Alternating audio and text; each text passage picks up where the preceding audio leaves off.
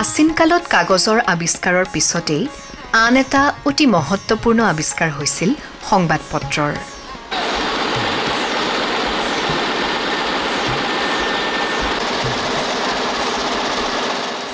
সময়ৰ সোঁতত মানৱ সভ্যতাৰ বিকাশৰ লগে লগে বাতৰি কাকতৰ প্ৰচলন তথা বিশ্বাসযোগ্যতা জনসমাজত বৃদ্ধি পোৱা দেখা গৈছিল।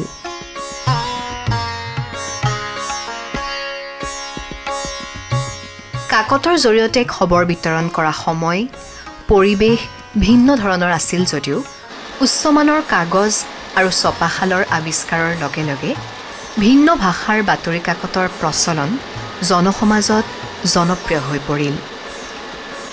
চৰকাৰৰ ভিন্ন আঁচনি, উন্নয়নমূলক কামৰ খতিয়ান, মন্ত্ৰী তথা বিভাগীয় বিষয়াৰ দুৰ্নীতি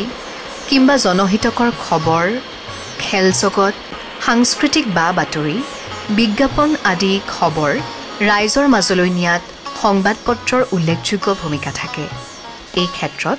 অসম ৰাজ্যও পিছ পৰি থকা নাছিল। ভাৰতৰ উত্তৰ পূৰ্বাঞ্চলৰ গুৰুত্বপূৰ্ণ ৰাজ্য অসমৰ চাহনগৰী ডিব্ৰুগড় চহৰ। ব্ৰহ্মপুত্ৰ নদীৰ গাতে লাগি থকা চহৰখনৰ পৰাই 1939 চনৰ 4 আগষ্টত লক্ষীনাথ ফুকনৰ সম্পাদনাত প্ৰকাশ পাইছিল আছাম ট্ৰিবিউন। এগৰাকী অসমীয়া ব্যৱসায়ী, সমাজ সংগঠক, সাংস্কৃতিক আৰু ক্ৰীড়া উদ্যোক্তা, সিংহপুৰুষ, আধুনিক অসমৰ আৰ্হি নিৰ্মাতা ৰাধা গোবিন্দ বৰুৱা আছিল দ্য আছাম ট্ৰিবিউন কাকত গোষ্ঠীৰ জন্মদাতা। 1900 চনৰ 17 অক্টোবৰত ৰাধা গোবিন্দ বৰুৱাদেৱৰ জন্ম। স্থান শিৱসাগৰ।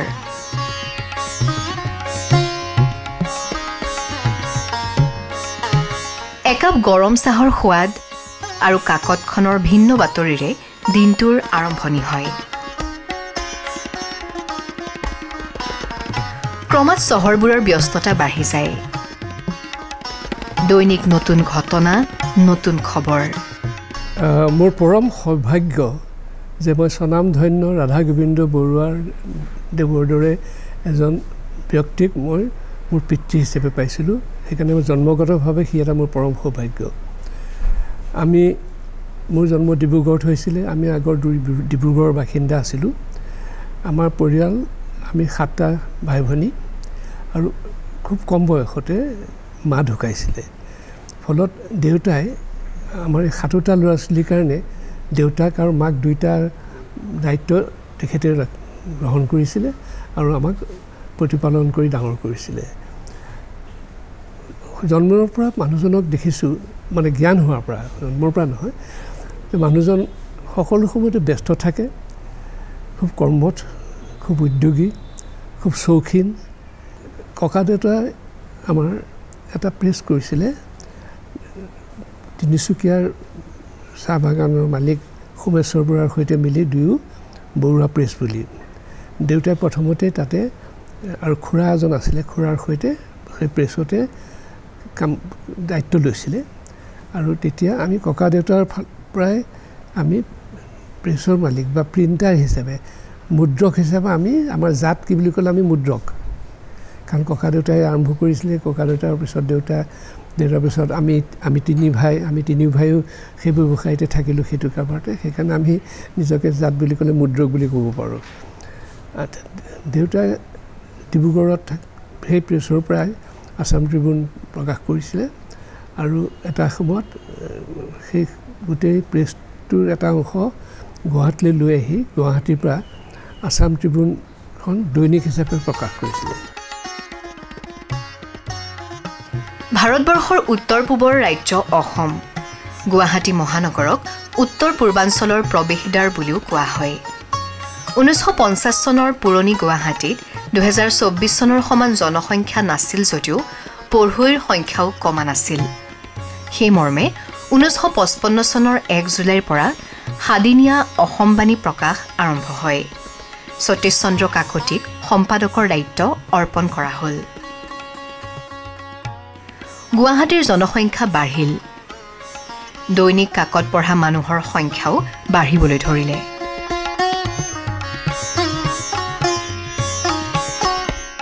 1965 চনৰ এপ্ৰিলত ট্ৰিবিউন কাকতৰ ৰূপালী জয়ন্তীৰ সময়তে ৰাধা গোবিন্দ বৰুৱাই সিদ্ধান্ত লৈ প্ৰকৃততে কৰি দেখুৱালে।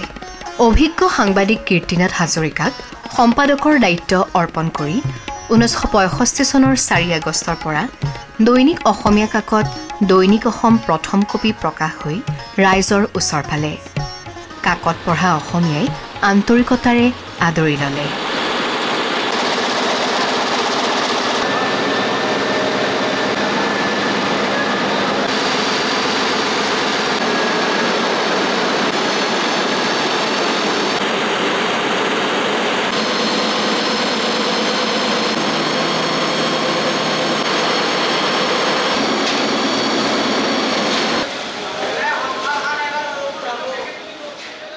ৰাধা গোবিন্দ বৰুৱাৰ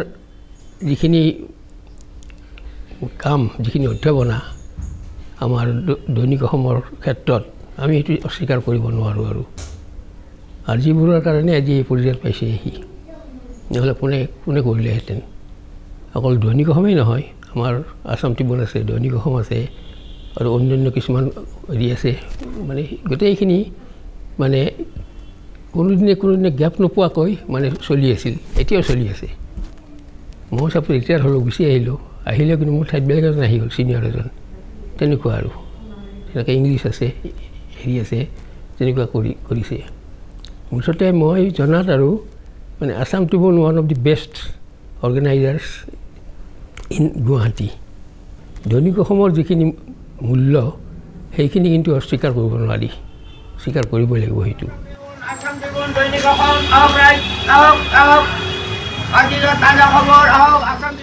অসম আন্দোলন কথাই যদি আমি ধৰোঁ, তেতিয়াহ'লে একচুৱেলি আমি ক'ব লাগিব অসম আন্দোলন যিটো হৈছে বিদেশী বিতৰণ যিটো আন্দোলন, সেইটো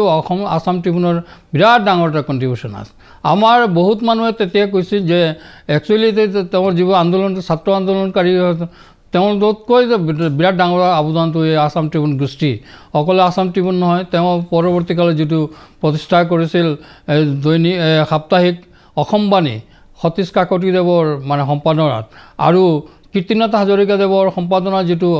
অসম দৈনিক অসম যিখন প্ৰতিষ্ঠা কৰিছিল, সেই গোটটোৱে গোটেই আছাম ট্ৰিবিউন, দৈনিক অসম আৰু অসমবাণীয়ে গোটেই অসম আন্দোলনক বিৰাট তেওঁলোকে নৈতিক আৰু বৌদ্ধিক ছাপোৰ্টো দি গৈছিল। দি আছাম ট্ৰিবিউন আৰু দৈনিক অসম কাকতৰ পিছতেই সময়ৰ লগে লগে আন বহুকেইখন কাকত প্ৰকাশ পালে যদিও দৈনিক অসম আৰু আছাম ট্ৰিবিউনৰ জনপ্ৰিয়তা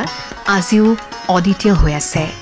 পেপাৰখনকে চাই আছোঁ, পেপাৰৰ মানে আজিকালি পেপাৰ চাওঁ মানে আগৰ পেপাৰ কিছুমানৰ কথা মনত পৰেহে। তোমাৰ এই দৈনিক অসম, অসমবাণী এনেকুৱা ধৰণৰ সেই তেতিয়াৰ সময়ৰ পেপাৰবিলাকৰ কথা মনত আহেহে। এই ধৰা এটা সময়ত কথা আছিল অসম আন্দোলনৰ সময়তেই সেই দুখন পেপাৰে মানুহক মনত কম জাগৰণ আনিছিলে। এতিয়া কথা হৈছে যে আমি পেপাৰ পঢ়োঁতে দৈনিক অসম কথা হৈছে, দৈনিক অসম বুলি ক'লে গোটেই অসমৰ বাতৰি পাই যাওঁ, সেইটো চিয়ৰ থাকে। গতিকে দৈনিক অসমখন চালে যেন গোটেই অসমখনকে চালোঁ এবাৰ দিনটোৰ ভিতৰত, তেনেকুৱা ধৰণৰ লাগে। ট্ৰিবিউন গোষ্ঠীৰ তিনিওখন কাকতে অসমৰ জাতীয়, সামাজিক, অৰ্থনৈতিক আদি বিষয়সমূহ সবলভাৱে উত্থাপন কৰাৰ লগে লগে দুৰ্যোগৰ সময়ত পথ প্ৰদৰ্শকৰ ভূমিকা পালন কৰিছিল। তেখেতৰ চখ হ'ল যে এখন ষ্টেডিয়াম বনাব লাগে, যিখন ষ্টেডিয়াম আপোনালোকে দেখিছেই। সেই ষ্টেডিয়ামখন বনোৱাৰ এটা কাহিনী আছে। যোৰহাটত চিলভাৰ জুবিলি এখন কম্পিটিশ্যন হৈছিলে, সেইখন আছাম ক্ৰিকেট এছ'চিয়েশ্যনৰ চিলভাৰ জুবিলি আছিলে। তাত দেশ বিদেশৰ বিভিন্ন খেলুৱৈ আহি যোগ দিছিলেহি। তাত অসমৰ আমাৰ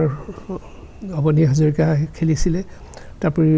ভাৰতবৰ্ষৰ অন্য ক্ৰিকেটাৰসকল, ৱেষ্ট ইণ্ডিজৰ ক্ৰিকেটাৰ, ইংলেণ্ডৰ ক্ৰিকেটাৰ, তেনেকৈ এখন খেলা পাতিছিলে যোৰহাটত। আচ্ছা, যোৰহাটত যে খেলা পাতিছিলে তেতিয়া যোৰহাটতো ষ্টেডিয়াম নাছিলে। তেতিয়া PD ষ্ট্ৰেচি বুলি কনজাৰভেটৰ ফৰেষ্ট তেওঁ চাহাব আছিলে, তেওঁ ক'লে যে ইয়াত এখন ষ্টেডিয়াম আমি খেলিব পাৰোঁ। তেওঁ যোৰহাটতে এখন ষ্টেডিয়াম সাজিলে, সেই ষ্টেডিয়ামখনতে সেই ক্ৰিকেট খেলাখন হৈছিলে। আৰু ষ্টেডিয়ামখনৰ গেলেৰীও মাটিৰেই আৰু তাত গোটেই ঘাঁহৰ তাৰমানে গোটেইখন এখন সুন্দৰ ঘাঁহনিৰে ভৰা আৰু পিচ আউটফিল্ড অতি সুন্দৰ মানে একেবাৰে আন্তঃৰাষ্ট্ৰীয় খেল পাতিব পৰা সেই খেলখন চাবলৈ দেউতা তেতিয়া আসাম ক্ৰিকেট এছ'চিয়েশ্যনৰ প্ৰেচিডেণ্ট আছিল তেখেতৰ লগত ময়ো খেলখন চাবলৈ গৈছিলোঁ যোৰহাটলৈ যাই সঁচাকৈ সেইখন অপূৰ্ব মানে ষ্টেডিয়াম আমি যেতিয়া উভতি আহিছোঁ বাটতে তেখেতে কৈছিলে যে বৰ লাজ পালোঁ মই বোলো কিয় ক'ৰ এজন বাহিৰা মানুহ আহি এসময়ত ষ্টেডিয়াম সাজিলে আমি অসমীয়াখিনিয়ে ইমান দিনে এখন ষ্টেডিয়াম সাজিব নোৱাৰিলোঁ মই এটা পণ লৈছোঁ যে মই ইয়াৰ পৰা গৈ কাইলৈৰ পৰা এখন ষ্টেডিয়ামৰ কাৰণে মই উঠিবই লাগিম বুলি সেই যে এটা তেখেতে পণ ল'লে যে মই এখন গুৱাহাটী ষ্টেডিয়াম সাজিমেই বহুত কষ্ট কৰি এই ষ্টেডিয়ামখন তেখেতে এতিয়া যিখন আছে ষ্টেডিয়াম তেখেতে থিয় কৰিলে সেইটো এটা ডাঙৰ কিন্তু ষ্টেডিয়াম সজাটো গুৱাহাটীৰ নেহেৰু ষ্টেডিয়াম ৰাধা গোবিন্দ বৰুৱাদেৱৰ তত্ত্বাৱধানত নিৰ্মাণ হৈছিল এটা দশক জুৰি তেওঁ অসম ক্ৰিকেট সন্থাৰ সভাপতি আছিল Guwahati indoor stadium Assam flying club Assam hockey association Assam badminton এছ'চিয়েশ্যনৰ প্ৰতিষ্ঠাতো আগভাগ লৈছিল আমি যিখিনি দেখিছোঁ তেখেতৰ দূৰদৰ্শিতাৰ জৰিয়তে তেখেতে যিখিনি কৰ্মৰাজি অসমক উপহাৰ হিচাপে দি গ'ল তাৰ বাবে আমি চিৰকৃতজ্ঞ আৰু তেখেতক সেইবাবে সিংহপুৰুষ বুলি কয় আৰু আধুনিক অসমৰ খনিকৰ বুলি কয় তেখেতে সমাজৰ অন্যান্য ক্ষেত্ৰৰ লগতে বিশেষকৈ বাতৰি কাকত উদ্যোগৰ যি উত্তৰোত্তৰ উন্নতি তেওঁ কৰি থৈ গ'ল তাৰ উপৰিও সমাজৰ বিভিন্ন প্ৰকাৰৰ কৰ্মৰাজিৰ বাবে তেখেত চিৰকৃতজ্ঞ চিৰস্মৰণীয় হৈ ৰ'ব বিশেষকৈ ক্ৰীড়া ক্ষেত্ৰত তেখেতে যি অৱদান ক্ৰীড়াৰ উন্নতিৰ কল্পে বা অসমৰ ক্ৰীড়া ক্ষেত্ৰত জড়িত ব্যক্তিসকলৰ বাবে আৰু খেলুৱৈসকলৰ বাবে যিখিনি কৰি থৈ গ'ল নেহেৰু ষ্টেডিয়াম প্ৰকল্প প্ৰস্তুত কৰি তাৰ বাবে তেখেতৰ ওচৰত আমি চিৰকৃতজ্ঞ হৈ ৰ'ম গাঁৱে ভূঞে চহৰে নগৰে থকা উদীয়মান খেলুৱৈসকলে তেওঁলোকৰ সপোনৰ ক্ষেত্ৰখনত যেন এটা আশাৰ ৰেঙনি দেখা পালে 1957 চনৰ কথা 1957 চনৰ 7 ছেপ্টেম্বৰ তাৰিখে অসম চৰকাৰে 50 বিঘা মাটি আবণ্টন দিছিলে ষ্টেডিয়াম প্ৰকল্প গঢ়ি তুলিবলৈ এতিয়া আমি বৰ্তমান য'ত থিয় হৈ আছোঁ এই ঠাইত এখন পিটনি আছিলে জাবৰ পেলোৱা মিউনিচিপালিটিৰ জাবৰ পেলোৱা ঠাই সেই ঠাইটুকুৰাক ৰাধা গোবিন্দ বৰুৱাই ষ্টেডিয়াম নিৰ্মাণ কৰিবৰ কাৰণে চৰকাৰৰ পৰা অনুদান ল'লে মাটিখিনি 50 বিঘা আৰু চৰকাৰৰ পৰা মাত্ৰ 20 লাখ টকা তেখেতে অনুদান পাইছিল আৰু তাৰ জৰিয়তে তেওঁ এই বৃহৎ প্ৰকল্প প্ৰস্তুত কৰি তৈয়াৰ কৰি অসমৰ ক্ৰীড়া উন্নতিৰ বাবে যি অমূল্য অৱদান দি থৈ গ'ল তাৰ বাবে অসমৰ সমূহ ক্ৰীড়াপ্ৰেমী ৰাইজ বা অসমবাসী তেখেতৰ ওচৰত চিৰকৃতজ্ঞ হৈ ৰ'ব 1962 চনৰ 16 জুলাই তাৰিখে নেহেৰু ষ্টেডিয়ামখন উন্মোচন হৈছিলে তাত তেতিয়া দুখন ফুটবল ফিল্ডৰ সৈতে 35-40 হাজাৰ মানুহ বহিব পৰা এটা ষ্টেডিয়াম তেখেতে নিৰ্মাণ কৰি থৈ গ'ল আৰু তাৰ লগতে swimming pool tennis court basketball court indoor stadium আৰু সৰ্বোপৰি এটা guest house stadium guest house নিৰ্মাণ কৰি তেখেতে যি অনন্য প্ৰতিভাৰ পৰিচয় দি থৈ গ'ল তাৰ বাবে আমি তেখেতৰ ওচৰত চিৰকৃতজ্ঞ হৈ ৰ'ম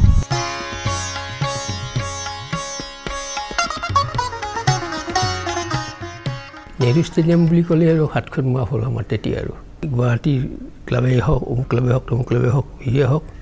টাউন ক্লাব তাৰ মানে সেই টাউন ক্লাবৰ সেই ঘৰটোৱে হ'ল আমাৰ মেইন বস্তু আছিল আৰু তেতিয়া সেই সময়ত ষ্টেডিয়ামত মানে খেলাবিলাক দিয়া হৈছিল এনে অন্যান্য ষ্টেডিয়াম সৰু সৰু ষ্টেডিয়ামতো আছিল কিন্তু মূল যিখিনি আছিল বস্তু সেইখিনি আছিল নেহেৰু ষ্টেডিয়ামত R.G. বৰুৱা আছিল man he was the only man এই ক্ৰীড়াংগন ক্ষেত্ৰৰ পৰাই বহুতো প্ৰতিভা ওলাই গৈ ক্ৰীড়াৰ জগতত ৰাষ্ট্ৰীয় তথা আন্তঃৰাষ্ট্ৰীয় পৰ্যায়ত সুখ্যাতি অৰ্জন কৰিবলৈ সক্ষম হৈছে আৰু ভৱিষ্যত দিনতো হয়তো এই সুনামৰ ধাৰা অক্ষুণ্ণ থাকিব অকল নেহেৰু ষ্টেডিয়াম বুলিয়ে নহয় 1958 চনত Assam flying club Assam flying club প্ৰতিষ্ঠা কৰি ৰাজ্যখনৰ পাইলট উলিয়াবৰ বাবে যি প্ৰচেষ্টা হাতত লৈছিল সেইবাবেও আমি তেখেতৰ ওচৰত চিৰকৃতজ্ঞ কাৰণ এয়া এক অনন্য উদাহৰণ যে অসম চৰকাৰে কৰিবলগীয়া কামবিলাক তেখেতে গাঁত পাতি লৈ পেলাই নিজৰ গাঁঠিৰ ধন খৰচ কৰি হ'লেও তেখেতে এইবিলাক অনুষ্ঠান প্ৰতিষ্ঠা কৰি থৈ গৈছে যাৰ ফলত অসমত বিভিন্ন ধৰণৰ ক্ৰীড়া ক্ষেত্ৰত উন্নতিৰ কাৰণে বাটকটীয়া হিচাপে তেখেত পৰিচিত হৈ ৰৈছে তাতকৈ ডাঙৰ কথা হৈছে অসম ক্ৰিকেট সন্থা গুৱাহাটী ক্ৰীড়া সন্থা গুৱাহাটী টাউন ক্লাব আদিৰ দৰে ক্ৰীড়া অনুষ্ঠানবিলাকৰ তেখেত সভাপতি আছিলে বহু বছৰ ধৰি তেখেতে যেতিয়ালৈকে শাৰীৰিকভাৱে সুস্থ আছিলে তেতিয়ালৈকে তেখেতে এই অনুষ্ঠানসমূহৰ সভাপতিৰ দায়িত্ব গ্ৰহণ কৰি এই অনুষ্ঠানবিলাকৰ উন্নতিকল্পে বা অসম ৰাজ্যখনৰ ক্ৰীড়া ক্ষেত্ৰত উন্নতিৰ কাৰণে তেখেতে যি পদক্ষেপ হাতত লৈছিলে তাৰ বাবে আমি চিৰকৃতজ্ঞ আৰু তেখেতলৈ মোৰ শতকোটি প্ৰণাম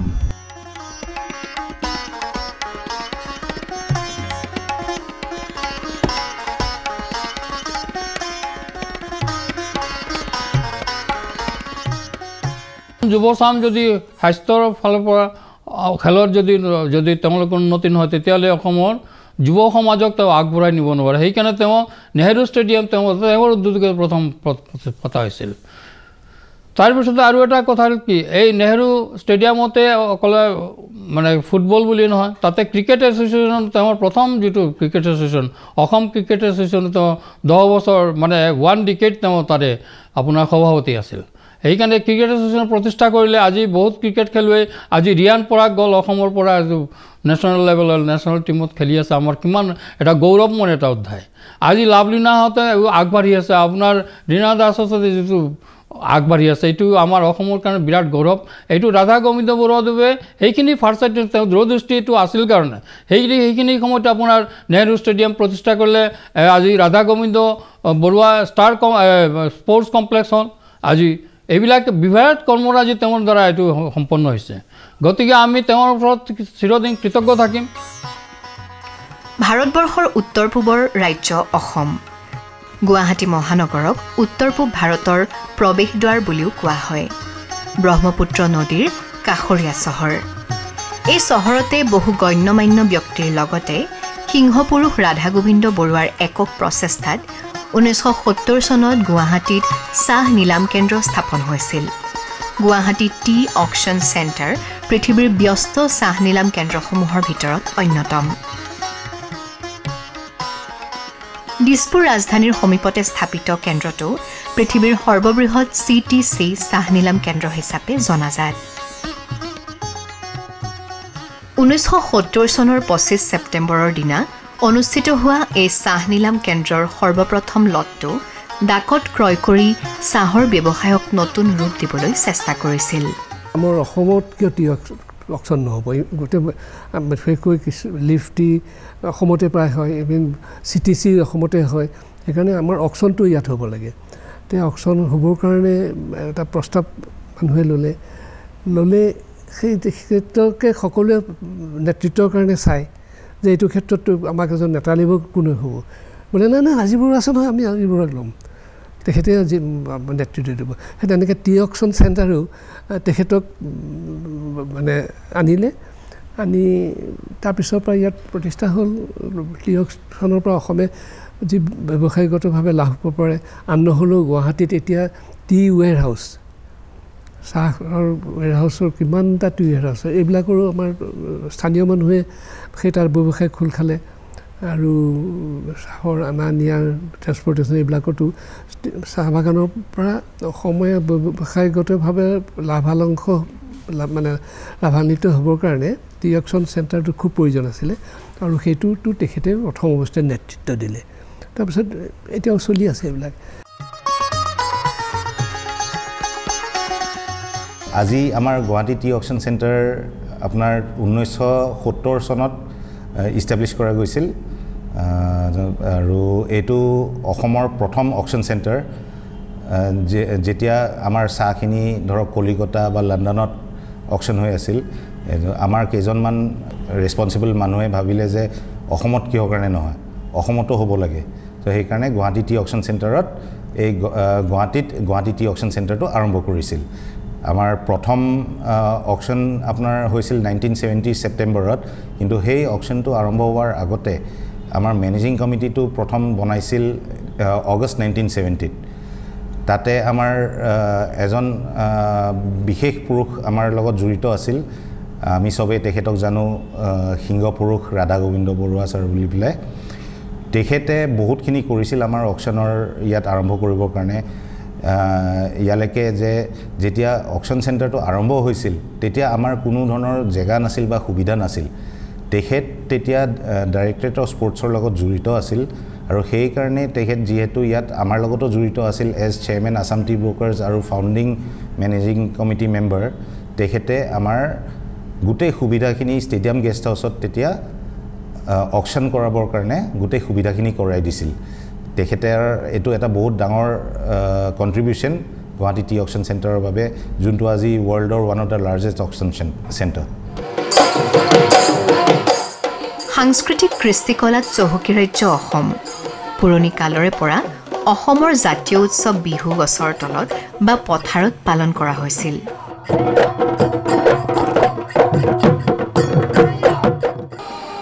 অসমৰ সকলো জাতি জনগোষ্ঠীক একে মঞ্চত একত্ৰিত কৰি সাংস্কৃতিক মহামিলন সৃষ্টি কৰিবলৈ 1952 চনত গুৱাহাটী বিহু সন্মিলনী নাম দি এখন ৰঙালী বিহু উদযাপন সমিতিৰ জন্ম দিয়া হৈছিল লতাশিল খেলপথাৰত 1952 চনত ৰাজহুৱাভাৱে পতা অসমৰ প্ৰথমখন বিহু মঞ্চৰ আয়োজন কৰা হৈছিল আমি জানো যে বিহু আমাৰ কৃষিভিত্তিক উৎসৱ প্ৰথমতে বিহু পালন কৰা হৈছিল গছৰ তলত পথাৰত কিন্তু বিভিন্ন তথ্যৰ পৰা জনা যায় যে ৰাধা গোবিন্দ বৰুৱাদেৱৰ নেতৃত্বত পথাৰৰ পৰা বিহু পোন প্ৰথমবাৰৰ বাবে 1952 চনত মঞ্চলৈ বিহু অনা হৈছিল আৰু এই বিহু মঞ্চত উপস্থাপন কৰা হৈছিল লতাশিল খেলপথাৰৰ বিহু মঞ্চত গতিকে তেখেতৰ অৱদান আমি কৈ শেষ কৰিব নোৱাৰোঁ তেখেত সকলো ক্ষেত্ৰতে আছিল অসমৰ সমাজ জীৱনক আগবঢ়াই নিয়া এগৰাকী প্ৰকৃত সিংহ পুৰুষ আমাৰ মঞ্চৰ বিহু আমি উজনি অসমৰ উজনি অসমত বিহু চলে ডিব্ৰুগড় মৰাণ মটকসকল আছে আমি য'ত ঘৰ আছিলে তাৰ ওচৰত আমি একেবাৰে সৰুৰ পৰা বিহু দেখিছোঁ যে মঞ্চ বিহু পাতাৰ সিমান ল'লে যেতিয়া ভুৱনেশ্বৰ বৰুৱা সভাপতি তেখেত উপ সভাপতি লক্ষধৰ চৌধুৰী ক্ষীৰ বিষয়ক সম্পাদক এনেকৈ এখন কমিটি কৰি উজান বজাৰতে বিহুৰ আয়োজন হ'ল তেনেকৈ বিহু আহি মঞ্চ পালেহি এই মঞ্চৰ পৰা গুৱাহাটীতে কিমানখন মঞ্চ হ'ল গোটেই অসমতে হ'ল তাৰ বিহু মানে মঞ্চলৈ নহা হ'লে যদি আগৰ জেগাতে থাকি গ'লহেঁতেন সেইটো হয়তো উৱলি গ'লহেঁতেন তাৰ কোনো মানে হেৰি নাথাকিলেহেঁতেন তে সেইকাৰণে বিহু আনাত এতিয়া বিহুৰ সংৰক্ষণ হ'ল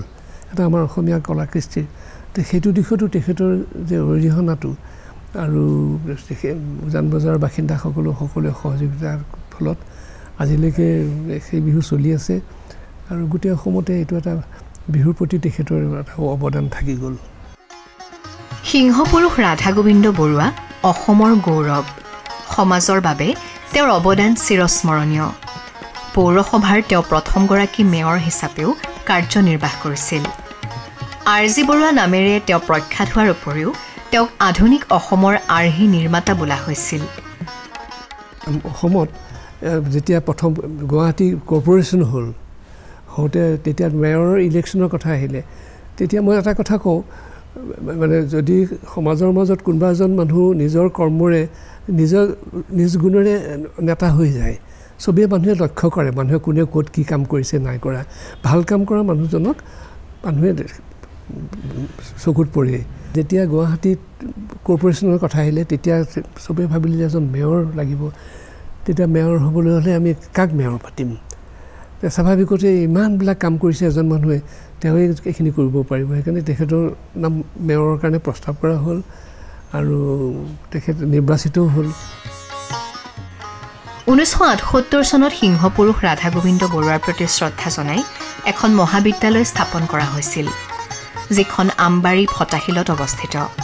কলা আৰু বিজ্ঞান শাখাৰ উচ্চতৰ মাধ্যমিকৰ স্নাতকৰ পাঠ্যক্ৰমৰ ব্যৱস্থা আছে তেখেতৰ নামত এটা কলেজ স্থাপন কৰাৰ কাৰণে এটা প্ৰস্তাৱ লৈছিলে আৰু সেই কলেজখন এতিয়াও আছে কলেজখন যথেষ্ট সন্মানে চলি আছে তেখেতৰ স্মৃতিত কলেজখন কৰি তেখেতলৈ শ্ৰদ্ধা জনাইছে তেখেতসকলে গুৱাহাটী অনাতাঁৰ কেন্দ্ৰৰ পৰা আৰম্ভ হৈ দূৰদৰ্শন কেন্দ্ৰ সুন্দৰপুৰ চিৰিয়াখানা শ্ৰদ্ধাঞ্জলি পাৰ্কৰ কাষেৰে গৈ গণেশগুৰিৰ উৰণীয়া সেতুৰ ওচৰলৈ যোৱা পথছোৱা বা সংযোগ হোৱা পথডোখৰক সিংহপুৰুষ ৰাধা গোবিন্দ বৰুৱা পথ হিচাপেও নামকৰণ কৰা হয় বৰ্তমান পথছোৱাত কিয়দাংশত উৰণীয়া সেতু স্থাপন কৰি যাতায়াতৰ সুচল ব্যৱস্থা কৰিছে গুৱাহাটী পৌৰ নিগমে তেখেতৰ নামত এটা ৰাস্তা যিটো আগৰ জু ৰোড বুলি কয় যিটো এই চানমাৰীৰ পৰা গৈ একদম গণেশগুৰিকে যায় এই ৰাস্তাটো তেখেতৰ নামত নামাংকিত কৰিছিল মৃত্যু এটা চিৰন্তন সত্য জনম লভিলে এদিন হ'লেও এই পৃথিৱীৰ মোহ ত্যাগ কৰিবই লাগিব নিজৰ বহু মূল্যৱান সময় ত্যাগ এজন সুনাগৰিক এজন সঁচা অসমীয়া হিচাপে সমাজৰ সেৱা কৰি সিংহপুৰুষ অসম সন্তানগৰাকীয়ে 1977 চনৰ 15 জুলাইৰ এটি ক্ষণত ইহ সংসাৰ ত্যাগ কৰি স্বৰ্গগামী হয় আমি আজি তেওঁক শ্ৰদ্ধাৰে সোঁৱৰিছোঁ আধুনিক অসমৰ আৰ্হি নিৰ্মাতা সিংহপুৰুষ ৰাধা গোবিন্দ বৰুৱা আজি আমাৰ মাজত নাই যদিও তেওঁৰ কীৰ্তিৰাজি আমাৰ বাবে সদায় চিৰস্মৰণীয় হৈ থকাৰ লগতে প্ৰতিজন অসমীয়াকে সমাজৰ হকে কাম কৰিবলৈ প্ৰেৰণা দি থাকিব